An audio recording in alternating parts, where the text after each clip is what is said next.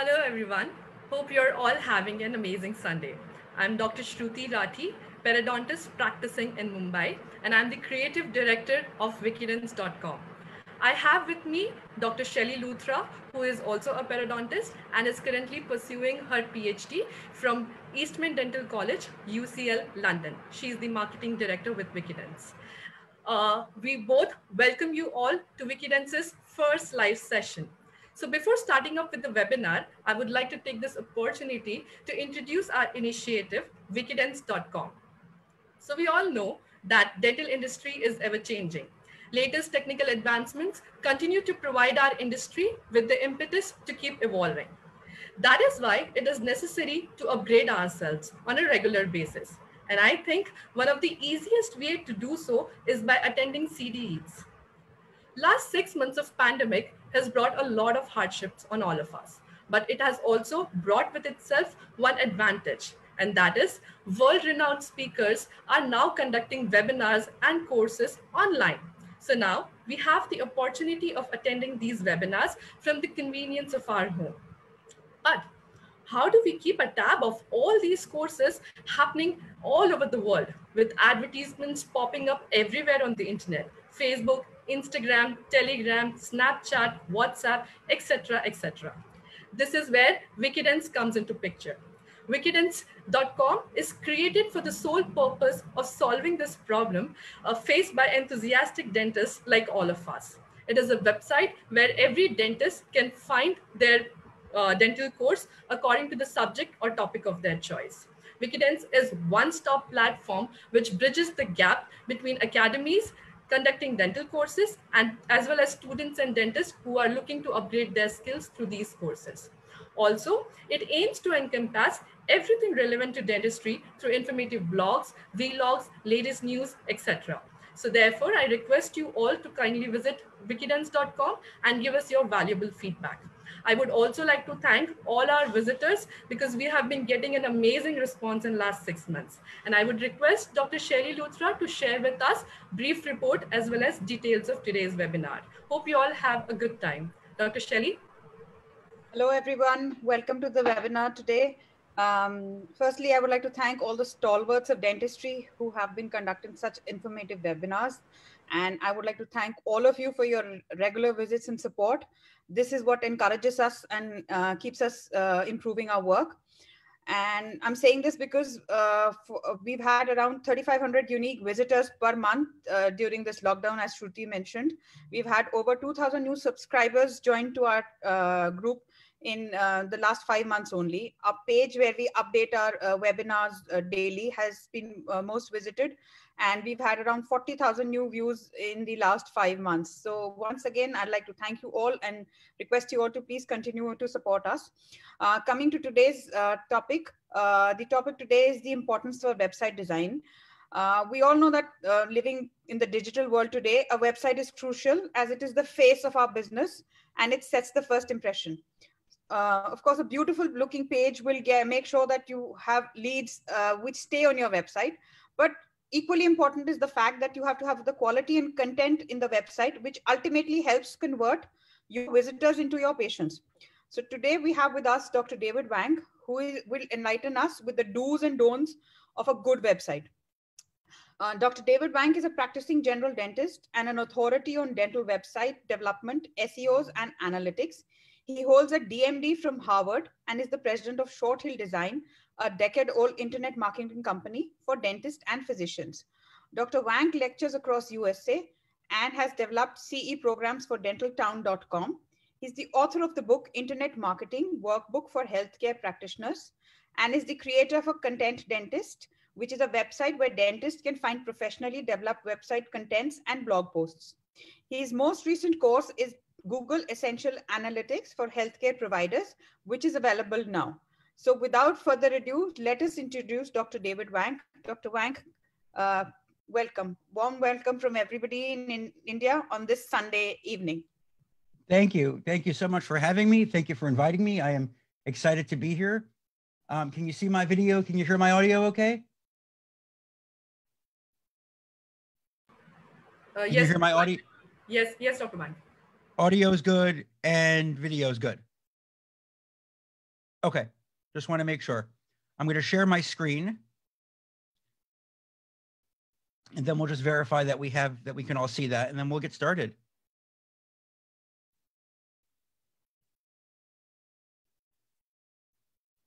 Dr. Shruti, can you give me control so I can share the screen, please? Dr. Luthra. Yeah, Doctor, you're the host now. Perfect. All right, let me share the screen.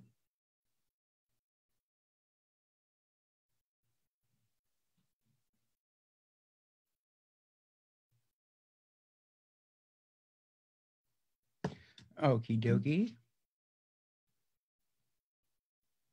Just want to confirm that you can see my presentation and you can hear me and you can see my video.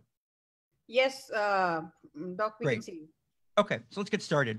So once again, thank you everybody for joining me on a Sunday evening. I am excited to be here, and I am very, very thankful for Wikidens for giving me this opportunity to speak in front of all you guys, and I appreciate that. So we're going to talk today, it's learning how to build a website in a half hour. We can't do it. It's like learning how to do a gingival graft in a half hour. We can't do it. So we're going to cover some of the highlights and some of the key points that I want you to know. And these are the things that I use for our clients every single day. So I want to share some of these tips and tricks with you. And then obviously at the end, we'll take questions. If you have questions that I don't cover here, but you still have, I'll certainly answer those to the best of my ability. And if there's more that you want, we can always talk to Wikidens and see if we could do more. So let's get rolling. And if you have any questions, post them in the chat, please. And then we will compile them and get to them at the end for you. So this is really how to check if your website is ready for new patients in under 10 minutes. So we're going to do this in two parts. Part one is really going to be just some tips and some guides that I have for you. Then part two is going to be specific things that you can do with no technical knowledge that you can check on your own to make sure that your site is ready, or at least in an ideal position for new patients. Just a little bit about me. My name is Dr. David Wank. I'm a general dentist in New York City. I have a bachelor's in English from Tufts, and my dental degree is from Harvard. I am the CEO of Short Hills Design. I am triple certified in Google Analytics.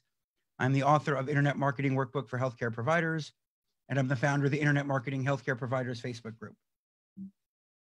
Excuse me. In that group, if you're on Facebook, you're certainly welcome to join our group. shorthillsdesign.com Facebook group. We'll give you the link to the group. If you have questions, you can post in the group. You can message me on Facebook, contact me on the website, or even better right now, post through the chat on this webinar, or ask here at Wikidens, and we can certainly address your questions that way as well. Okay, so here's my book. And the reason I want to talk about the book briefly, it's free. I'm rewriting it. It used to be the Web Design Workbook for Dentists. I am rewriting it from top down or bottom up. I've rewritten the first 11 chapters, so that's what's available now. It'll be the first 9, 10. But the reason I want to bring this up is because the thing to discuss here is really the web design workflow, or the internet marketing workflow. And it's important for us to understand where in space all of these things fit. And one of the most common questions I get is, hey, Dr. Wank, should I have a Facebook page? Yes, but without a website, it's really not such a great idea, or it's not going to give you the most value. And so the way I see this is I kind of see it like denture.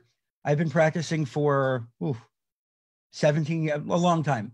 And when I was in dental school, I remember I didn't understand with denture, for example, what step 2 had to do with step 3 or step 4, or how does my post-stam affect it if I didn't take a great impression, or I didn't border mold properly. So now after doing, a ton of dentures, ton of dentures, I'm much better with that now, obviously. I understand that. But so here's the workflow that I want you to see, whether you are starting from scratch with no website, or you're running, a great website that's already working for you. Phase 1 has to be your initial planning, development, and setup. And that you want to build a website to Google standards. Google standards are not a secret. People will say, oh, we have a relationship with Google or this and that. None of that is true.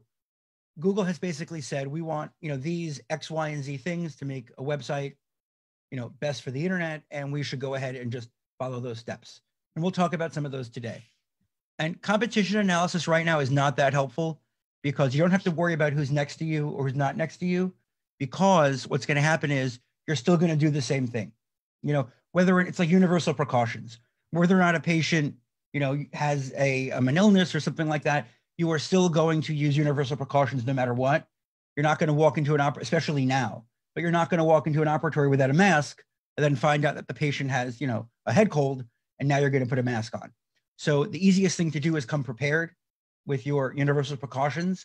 And it's also to come prepared, with your website the best as possible. Now, the ideal small business website, and this applies whether you're a dentist, physician, I have different clients across different channels, different types of businesses, but the most important thing is that your website is non-proprietary. So I want to make sure that you own your website. That is the most important thing to me. You can have anybody help you, anybody work with you, but I want to make sure that you own your website. And the best approach to that, in my opinion, is WordPress. We exclusively use WordPress in my company because of these reasons. WordPress is free. Now, you might need to pay somebody to help you set it up. But to start with, WordPress is free. You don't have to pay anybody to set up a WordPress website. If you really wanted to, you could do it yourself. Not that I'm recommending that, but you certainly don't need to start, your initial budget for that could be zero. Now, a question came up earlier that asked about PHP versus another coding language. I don't know what the technical level of the group is, but suffice it to say, the best approach is WordPress, and WordPress is PHP. And again, the reason I love WordPress is because it is open source, which means you could have anybody in the world build it for you, then anybody in the world maintain it for you. For our clients, we'll build a website and tell them, listen, if you want, you can have, your high school student do it, or your kids, or someone for, $10 an hour or $5, whatever it, on Facebook or Craigslist do the maintenance for you. So the beauty is you are not tied in. And I would not worry so much about the coding language. I would more worry about your ability to own everything and manage everything and make your own edits. There are some vendors that think that, well, we're dentists, so we don't understand. And you know what? We might not understand all of that stuff, but we're very smart people. And anything that we do clinically, any decision we make, whether that tooth is restorable or not, and the reason we can make that decision in 15 seconds is because we've been doing it for a long time, as what we're trained to do. So I insist, that everybody have full administrator access to their website. And I don't believe in a vendor locking us down to say, well, you shouldn't be in there. At the end of the day, it's yours. And if you mess it up, you're going to have to pay to fix it. But it is yours. And so I want you to have full access. Along those lines, please own your own domain. shorthillsdesign.com is my domain, or whatever it happens to be. I want you to own it. And Google accounts, again, I don't know where people are in terms of having, their marketing, but all of these accounts, I want you to own them. For example, Google Analytics, all of our clients own their own analytics account, and we are administrators on these accounts, but the client can throw us off any day or add us any day. And I don't think it's fair for me as an agency to own the accounts of my clients, because then I can hold you hostage. Then I can say, well, I'm not sharing that data. We've had situations where a client comes to us of a recommendation, and we'd like to look at their analytics data to help with their marketing, and the other company won't share it. And the client is stuck because they don't own it. So please make sure you own it. Now, and again, you own everything. The goals for our clients, and that you can manage the website yourself. Now, if you speak to your web company now, or your web people, and you tell them that, that's like, at least in the US, when someone comes and starts asking for the records, are we in trouble? What did we do? But you can say, I was on a CE, I was on a course, and this is what was recommended, put your hands up. I'm just a dentist. This is what they told me to do. So that way you could blame me. But I really want you to own everything, because it gives you the flexibility you need to work with anyone you want. And I don't mean me. I mean, anybody in the world who uses WordPress, you can work with them, and you should have that ability. In phase 2, what we're going to do is we're going to drive traffic. And so phase 1, we built our website. You have your office. Phase 2 is, how are we going to get people there? That is the next step. And so it doesn't matter how you get people there. If you stand outside of your office and you wear a pirate suit, and you color your teeth black like old pirates, and that brings in cosmetic cases, who am I to say otherwise? Whatever you do to bring in new patients, that's phase 2, that's driving traffic. That can be through search engines, can be through social media, pay-per-click, any kind of marketing, but that's phase 2. We are driving people to your website. Now, so let's briefly talk about search engine terminology. So when we talk about SEO, SEO really just the process of taking keywords, quality research keywords, and trying to get ranked for those keywords. Meaning that if someone's doing a search for, like here, dentist, Maplewood, New Jersey, what I want to do is I want to see are people searching for that? They might not be searching for that. So it doesn't matter how great I am. If no one's searching for that, I'm not going to get any traffic. Now, are they searching for dentist, Maplewood, New Jersey, or Maplewood, New Jersey dentist? Even though to us that's the same, to Google those are different. So in the course of SEO, we're going to look to see what do we want to rank for? B, are people searching for that? C, what are people searching? And if we find that dentist Maplewood, New Jersey has 50 searches a month and Maplewood, New Jersey dentist has 2, of course, we're going to try and optimize our page for the former. Now, when it comes to SEO, there's 2 branches: paid search, which when someone says SEO, we're talking about organic search. That's non-paid. That means someone types your name, or dentist something in Google and your website would come up. That's organic. Paid search is Google AdWords. It's now Google Ads. So when someone says SEO, they usually mean organic. And there are a bunch of ranking factors we're not going to get into today, but you can see here on this slide that there are a lot of different factors that go into your website. You mentioned it earlier, that whole put your best foot forward, get it all done and just put it out there, as opposed to, we're not going to fill out Google My Business yet because we don't need it. So do these things. And again, this is beyond the scope of this course, but do everything correctly to Google standards is the idea. And then obviously we have an idea what the ranking factors are. What we don't know always is what the relative value is, in the sense that obviously I can tell you that if you have a website and you want to rank for periodontal procedures and you don't talk about periodontal procedures, but your website is really fast and my website is really slow, but I talk about perio, my website will rank. So obviously at the end of the day, remember, Google wants to provide the best user experience for their users. They want to make money too.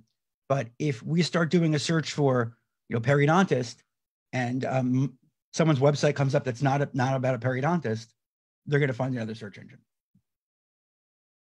Now, we always talk about algorithm changes, and this is a quote I quoted myself. I said this about 15 years ago.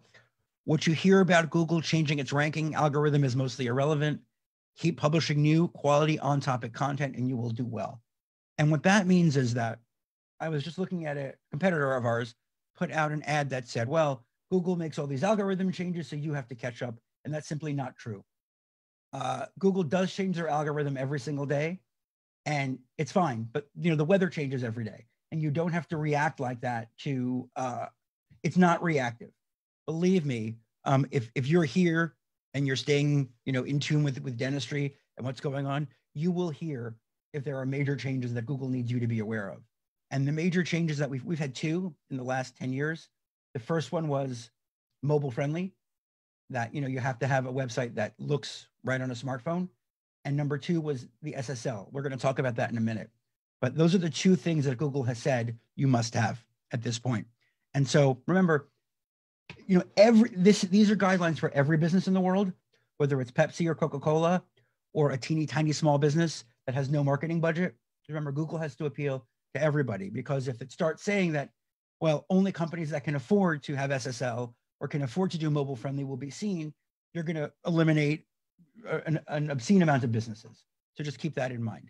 And you do not have to be catching up with any changes that Google makes. It's not a race. It's not that they're changing and you're catching up.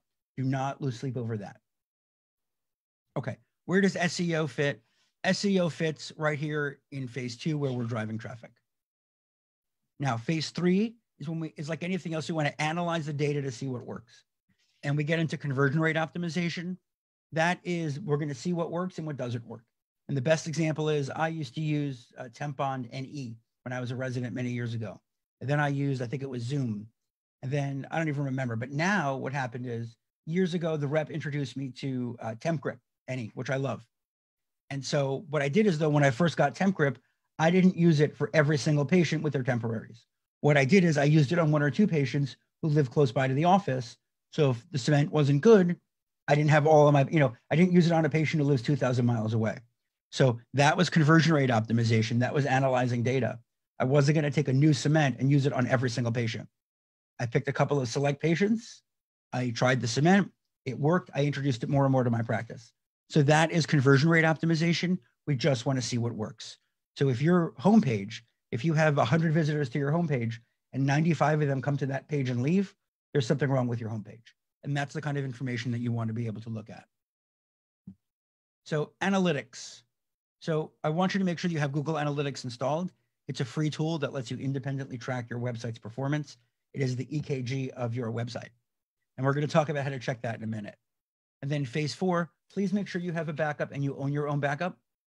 If you're using one of the beauties of WordPress is that you can own your own backup and you can do anything you want with WordPress. So again, because it's non-proprietary, if you work with me and you're not happy, you can pick up your website and you can walk away. And certainly we don't want clients walking away, but the fact that you have the right to walk away and that you're able to walk away as a vendor is very important to me, but also as a dentist, it's important that you have that ability. And please make sure your website's up to date with security. Because WordPress is such a popular piece of software, you know, there are a lot of attempts to try and hack it and bring it down, so to speak. So please make sure that WordPress is up to date. So this is, let me see how we are on time. Okay, so this is an audit. Now what you can do is, if you don't have a website, you can use this as a part checklist when you're building one. If you have one, you can use this. I'm gonna fly through this because I don't want to go over the time, but we're gonna give you the slides. And so you can see this and I have the instructions, but these are some of the very basic things that I want to see on a website to make sure that you're at least kind of in tune with Google. So the first thing is, so you can print this checklist and print these pages. We'll get you the copies. So is your site SSL enabled? And you can see here, you can just navigate to your website and you see that padlock. That means it's SSL enabled. Now, why does a dental website who's not selling anything need to be SSL enabled? It's because Google said so. I'm going to be giving a, I did the CE, the Web Development CE for Dental Town, and I'm in the process of re-recording it now for 2020. And I have a big slide that says because Google said so. And I don't like that, but I just don't think this is necessary. But Google has said you need to have it and it's a ranking factor, so we do it. Is the site mobile friendly? You're going to be able to go to, I have a link here. Let me back up. Okay. You can just go do a Google search for mobile friendly. There's the URL. I'm going to jump back because you're going to have these slides. You just put your website in there and you're going to get something back like this. Now, Iceberg Dentistry is a test site I have that I use for presentations like this. So it's a weird name up there, but page is mobile friendly. You're going to see page loading issues because nobody gets an A with Google, but you want to see mobile friendly. Next, can you click to call? It's important for your patients who can. You have the ability that your phone number is clickable. Because if your phone number is not clickable on their phone, they're going to click it and think something's wrong with the phone, and they're going to think something's wrong with you. And the truth is, unfortunately, it's because patients can't read bite wings and they can't measure pockets. Patients don't know what we're doing. They can't trust me that you have, you know, all of your pockets are 3 to 4 millimeters, 2 to 3 millimeters, you're okay. Or I can say this one's a 7 millimeter pocket and something is wrong there. They have to trust me. And since they can't measure themselves, patients have to find other ways to trust you. And that's why, you know, we're wearing a white coat, we're wearing scrubs, we're looking nice and clean. We're doing all of these things to help build trust because the patients have no way to judge otherwise. And one of the things that build trust is when they see that our technology is up with what they expect.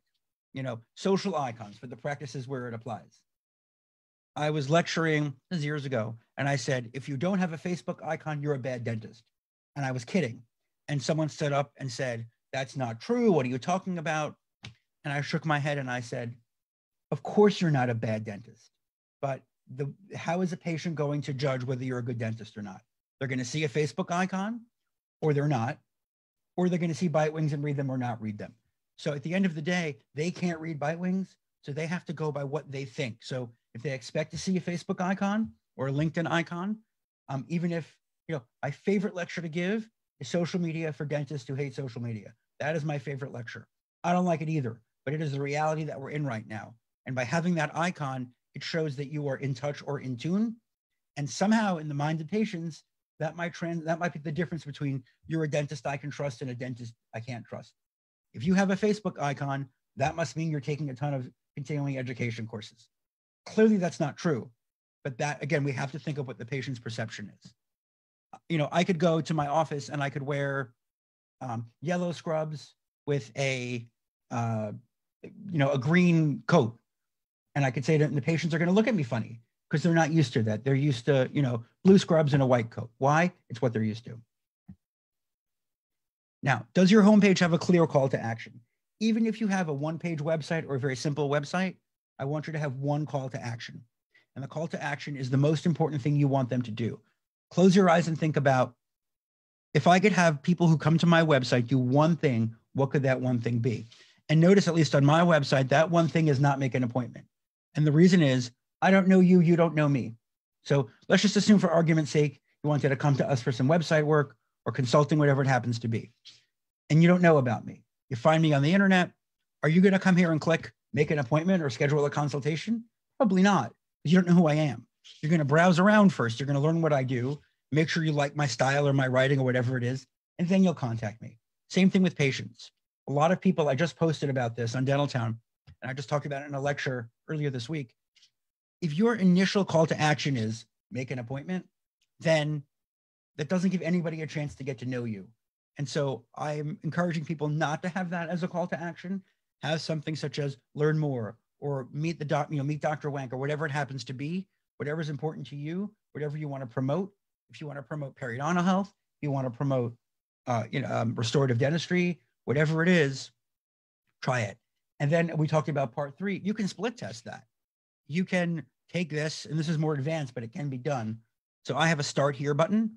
You can certainly change this to get started, let's say, or learn more. And then we can test it and see, let's show half of our visitors a button that says start here, and the other half a button that says learn more, or whatever we want it to be, and see what works. We're always testing. And again, that is that conversion rate optimization. That's step 3. And that's what I talked about with my cement. I used temp grip on patients who lived around the block from the office, who were older, who didn't mind coming in, who I think come in just because they want to talk, which is great. But, I used that cement on people who weren't going to get really, really angry if their temp came out, and was easy for them to get it fixed. Step 3. Oh, sorry. If you have a contact form, please just test it. Make sure it works. I can't tell you how many times we've had people who say their contact form, they're not getting contact requests because the form is broken. Just make sure it works. Go to your website, fill out your form if you have one, click submit, and make sure you get it. Now, is Google properly indexing your website? So for you to see what Google thinks of you, we use Google Search Console. But a basic thing you can do is go to Google and type in site with a colon and your domain name. And this number should make sense. So for me, 327 is about right with the number of pages and blog posts we have. Excuse me. Absolutely. But if you know you have a 5-page website and you see 300 results, something's wrong. And if you have a 300-page website and you see 5 results, something's wrong. So this is not going to tell you how to fix it, but it's going to tell you at least, is everything kind of okay? Or are diagnostics okay? And then is analytics installed?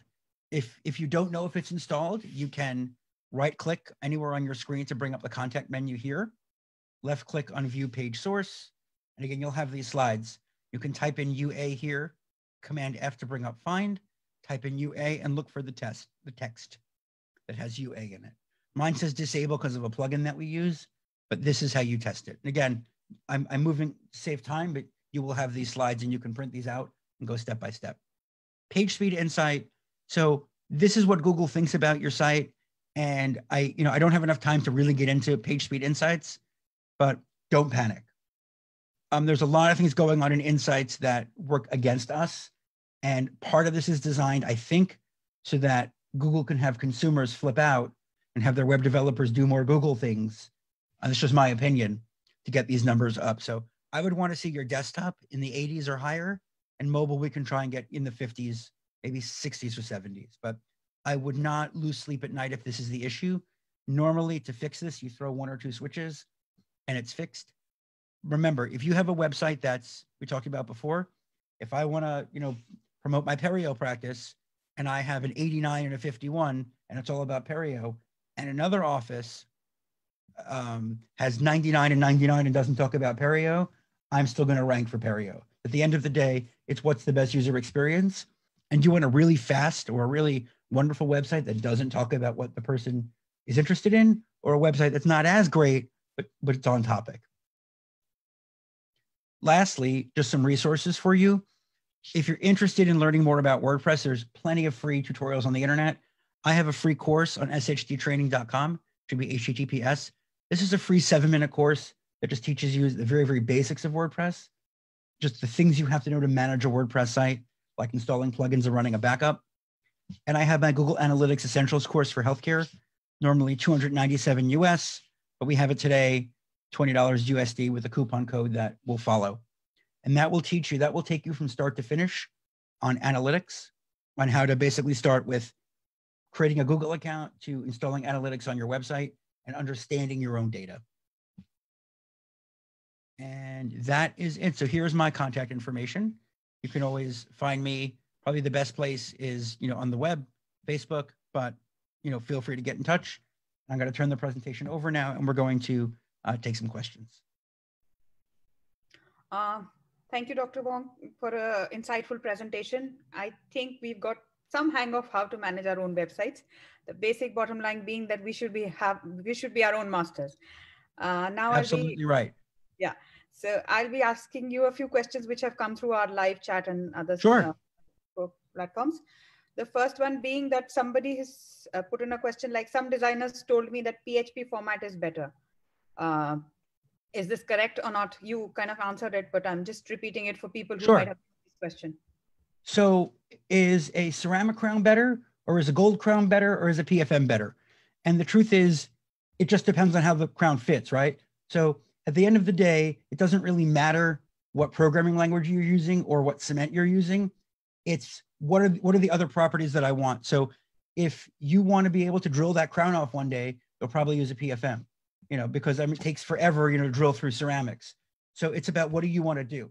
And if your goal is to have a website that you can manage, that your kids can manage for you, or that you can learn on your own or that you can own, I'd say, well, WordPress is the best way to do that. And that happens to be in PHP. So I want you to think of the question, not of what are we going to build it in? Well, what are we going to build this crown in? Well, you're going to do a full metal crown on a number 9. Listen, some patients might want a full metal crown on number 9, and that's fine, but it depends on what the situation is. So what do I want for my website? And once I know what I want, what websites or what software do I have available? So Wix.com. I'm not a huge fan of Wix because it doesn't give you a ton of flexibility, but for a lot of people, it's inexpensive and it works. We don't promote it because I don't use it. We use WordPress, but I want you to think about what you need and then pick a solution after that. And if it's written in PHP, great. Most of the web is written in PHP, PHP and JavaScript, but I would not pick a solution just based on a programming language. Hope that answers the question. Thank you, Dr. Wang. I'll take the other question now, which is, some say that live websites has to be in another format. Is it true or false? That live websites have to be in some other format. Other format than what? Then PHP maybe. Okay, so it doesn't matter what programming language you use to build a website. I could build you a website in JavaScript. I could build you a website in, oh, I know what you're, okay. You could certainly use any of these JavaScript frameworks to build a website. It doesn't matter what tools you use. The problem is if you have someone say, okay, I'm going to build you a PHP website from scratch, there's nothing wrong with that, right? Because the same principles apply. Fast loading, having good content, all those principles apply. But at the end of the day, if company ABC builds you a website in PHP, are you able to manage it yourself? If you have a question and you want to call me and have me look under the hood, can I do that? Is it proprietary? So that's why when someone says, can you build it in XYZ language? I could build it in any language. I mean, can you fill a root canal with, with sour cream? I guess you could operate with sour cream. Is it going to work? No. Is it against the standard of care? Yeah. But you certainly, listen, but if you can obturate a root canal with sour cream and it lasts 50 years, who am I to say otherwise? So when a web developer is telling you that you have to have this language for a website, that's just simply not the case because, right, you don't have to have this cement to keep a crown in. So what is it? So same answer. What is it that I want and how do I want to get there? And listen, you could certainly have someone build you a website in React. There's a front end library and use whatever they want on the back end, PHP or whatever it is. But that sounds to me like someone's trying to build you a custom website with a custom framework. And that's not something I would tell you to do. It's like, do you want to buy a handpiece from, if you buy a handpiece, the odds are you can use burrs from any company you want in that handpiece. And what you don't want to do is, if I'm a handpiece company, you don't want to buy a handpiece from Dr. Wank's made up handpiece company where you can only buy burrs from me. That's not where you want to be. So yes, I could build you a website in any language and I can make it good in any language, but that doesn't make it a good idea. Hope that answers the question. Thanks, Dr. Wank. I'll put up the next question. Somebody's asked how to ideally map their clinic locations from the website, which patients can easily track on their phones. Okay. So I think what you're asking is, how can patients find me? And that's a really great question and that's Google Maps. So two things to think about. So Google Maps is the consumer end of it. Let me see. In fact, I have a slide here. Let me find it. If we have a second, I could bring up and show you if I can get this thing here. Let me just see if I could find this and I will show you exactly, because it's a very, very good question. Do I have it on here? I do. Okay. May I take the screen for 1 second to show this?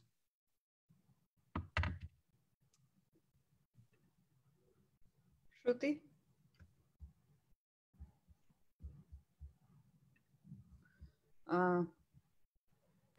Yes, you're the host, Doc. Okay. Thank you. Okay. So you should see a slide that says Google My Business. You see a slide that says Google My Business? Yes, we do. Okay, great. So your question is, how do people find my clinic on a map? And so, yeah, so Google My Business, Google My Business is free. And go when you're done with this, sign up for Google My Business. And so what it is Google Maps is for consumers. Google My Business is for businesses, and it is a ranking factor. So if you and I are both restorative dentists and we both do fillings, I might rank higher than you if my Google My Business profile is completely filled out. Obviously, it's not a one-to-one like that, but it is certainly a ranking factor. So Google Maps, someone does a search for Short Hills Design, let's say, and you see this on Google Maps. Now, how does Google get that information? They get that information from Google My Business.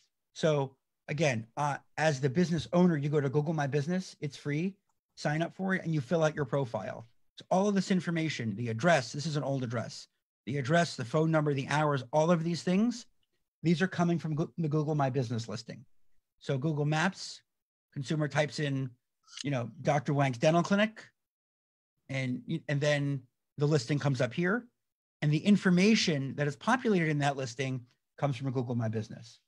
So make sure, and if you have more than one office, same thing. You can have, Dr. Wank's office location 1 in Maplewood, New Jersey, location 2 in Summit, New Jersey. It doesn't matter. But that is how you control that. And if you have more than one office, you want a separate listing for each office. It'll be Dr. Wank's practice, Summit, New Jersey, Dr. Wank's practice, Maplewood, New Jersey. Let me give control back here. I'll move ahead to the next question, Yep. Doc, which is, people say it's easier to hack WordPress websites. Is it true? Which you kind of answered it, but then it doesn't That's hurt. okay. So is it easier to hack WordPress websites than what? So no, I'd say no, because, and here's why. WordPress is a target because it is popular, but would you rather have something like WordPress where millions and millions of people, 70 million people, websites around the world use it, where you have tons of people who are working on security and working to fix it actively? Or do you want to be in a position where you have a web developer who built you a website and you're completely dependent upon security upon that one person's code? So anything that's popular is going to have attacks. We, knock on wood, haven't had a site really have an issue in 2 or 3 years, and just because we're taking basic security precautions. So as long as you do that, I think WordPress is safe. Okay, moving on to my next question, Sure. which is, how often can we post blogs on our website? Well, you could post them as often as you want. What I would do is I would say one a month. I mean, if you have information, don't post things that aren't relevant. Don't post that, I got it was my, well, you can. Listen, it depends on the type of practice you have. If one of your staff is retiring, and you have a, retirement party for her or him, post a picture of that. It's nice to show the community that you're not just, an office, that you're a family over there. But I would also say, if you have interesting things to say it. And look, if you've posted already for September, and that something came up about coronavirus that you wanted to mention to your patients, that, hey, we're doing these precautions, I wouldn't hold back because it would be the second post of the month. I would much rather see, in a month, I'd much rather have you give me 2 excellent posts in a month or 3 in a month that are very valuable and informative than give me 1 post every month that's not valuable. You have nothing valuable to say, don't post. But if it's valuable, post it. And I would cross-post it on Facebook. So usually what I would do is write a blog post about, hey, here's an update on the coronavirus precautions that we're taking. Put it on your website. Then on Facebook, say, hey, everybody, we just published this new blog post about what we're doing to keep everybody safe. And then you can post a link to that blog post. So I would post as much as you want or as little as you want. But if you don't have something to say, don't force it. And again, I don't care that, someone's sister's, cousin's, brother's friend, won a trophy. That's not something that we post. It doesn't matter. But we got a new machine, or we have an advanced technology now that lets us do this, or, Dr. such and such just took a new course and now we can provide laser X, Y, and Z. Certainly. So I hope that's helpful. Okay.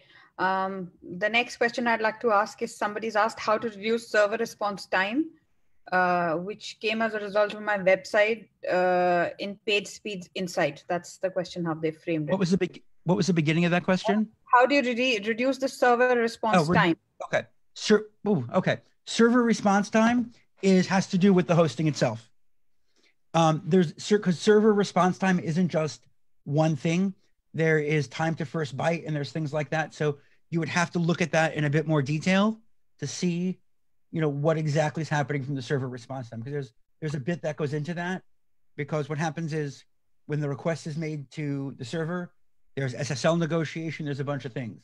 If I could guess one thing off the top of my head, I mean, again, it could be the location of the hosting. If your clinic is in India, you generally want to have hosting in India. You want to have hosting in the same country that your clinic is in.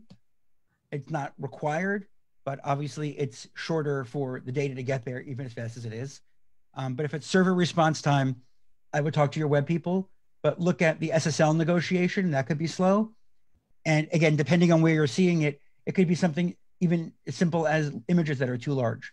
But usually Page Speed Insights will show that later on. Okay, coming to one more question for you, Prof. Sure. Which is, what is cache in website design?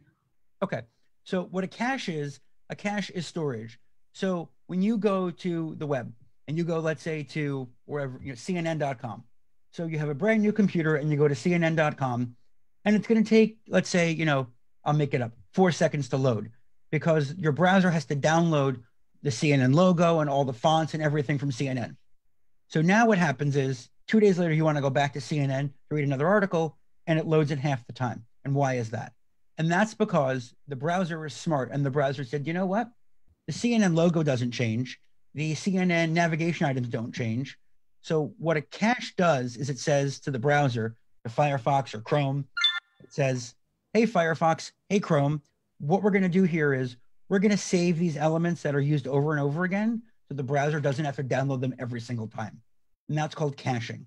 And so what you do on your website, from a building perspective, let's say your dental website, is there are certain things you're going to cache that don't change.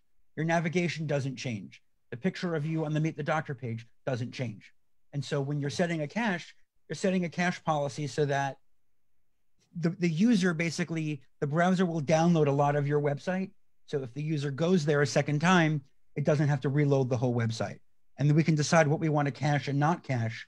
But for the most part, WordPress, and this is, again, a reason to use WordPress, is because for the caching that we use, if your website is cached, and a lot of them are, to load faster, if you now go ahead and add a web page, hey, we just hired Dr. Wank as our new associate, and click submit, WordPress knows that, hey, web browser, please keep everything else cached, but don't cache this part. This is a new web page that we added.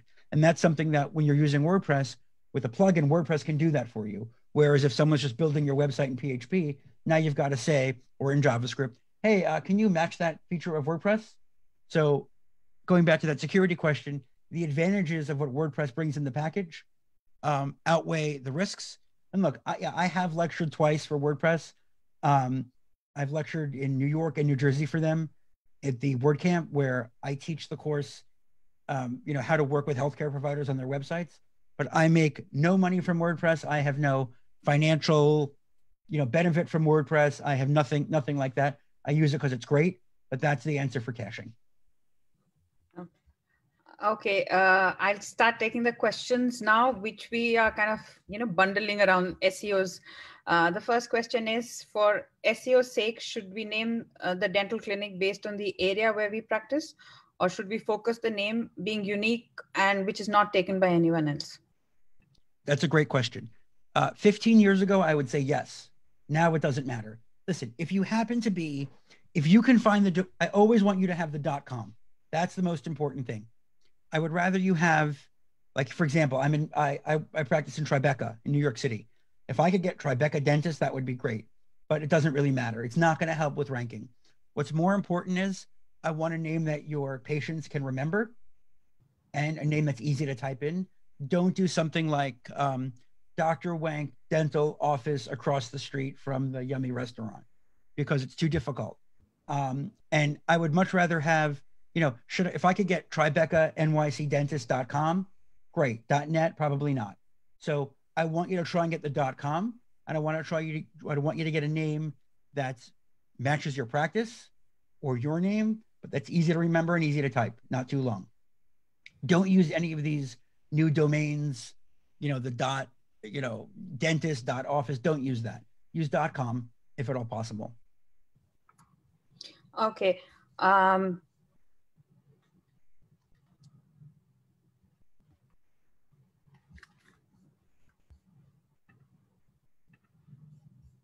Okay, maybe I'll just take in the last questions, and I'm going to try bundling it up because we have to close this session. Okay. There are questions which people have asked, like, can WordPress site excel in SEO? How to excel SEO on Google Maps? Best blogging sites for SEOs? Can website excel being in the first page on SERP without knowing coding? So these are kind of 4 questions which I've kind of bundled up for you. Yeah. So you try answering them as that's okay. So that's a question for an SEO course, which we could certainly do those. You could certainly do one of those at some point. Does a crown fit if it's a PFM or if it's ceramic or if it's gold? Doesn't matter. What matters is how the website is built at the end of the day. So WordPress can rank, or I could build you a website from raw HTML that can rank, or someone can build you it out of any programming language that can certainly rank, because ranking is not dependent upon the material. Just like a crown margin is not dependent upon the material. And if you measure a pocket in a molar, it doesn't matter if you're using a plastic probe or a metal probe or a wooden probe. That might hurt.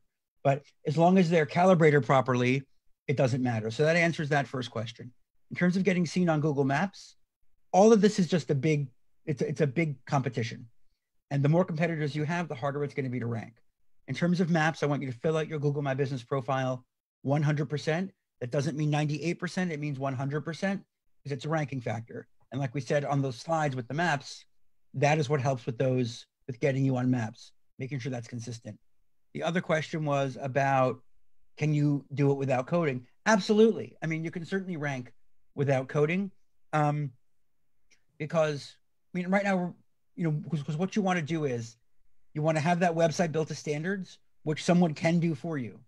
But even if it's not, add quality.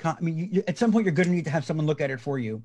If your website isn't built to standards, your website takes 30 seconds to load, you're not going to be found. But if you are in the ballpark and you have quality content, that's the most important thing. So if you want to talk about periodontal health, then write articles about perio. But to be ranked first on Google, you're going to want to do research or hire someone to do research for you to find out what people are searching for.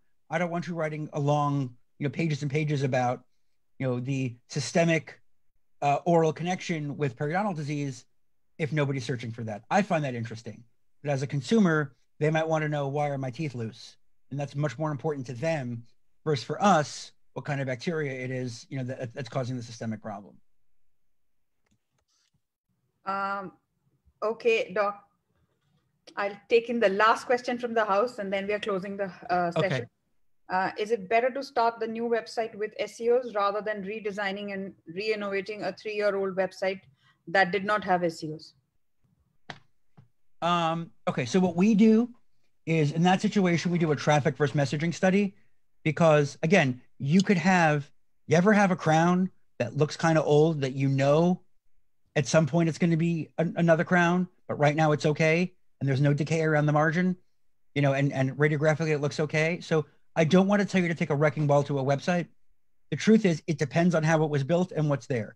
If someone built you a website that's not up to Google standards and it's going to cost X amount of dollars to rebuild, to bring it up to speed, then yes. So what you would need really is a traffic versus messaging study or an analysis of the site to see what it's missing, right? So when we do SEO, we have a checklist to see, are you there? Think of it again as your universal precautions checklist. Do we have everything we need? And if we don't, we say, okay, what's missing? For example, this site is not responsive. When you have your phone, it doesn't look good on the phone and this and that. So that you might want to rebuild the site for. But if the site loads slowly because you have a big homepage image that's too big, that's something you can fix the size of the image and have it load quickly. So that would be, so that would be that answer. Okay, I think we should call it a day as far as the questions are concerned. I would request all of you to kindly get in touch with us if you're interested in taking part in Dr. Wang's course, which he mentioned, which is at a huge discount of only USD 20 compared to a normal price of USD 229. So if you're interested, kindly leave your contact details either on our Facebook page or the WhatsApp group if you're in that, and we will get in touch with you and we'll give you the details required. Now, with this, I'd like to thank all of you and Dr. Wank for taking time out for us. Thank you. And I hope you have a great evening and a very productive week, and happy surfing and happy improvements to all our websites. Hope to see you again in the future. Wish you all the best. Thank you. Thank you so much, Doc. Thanks.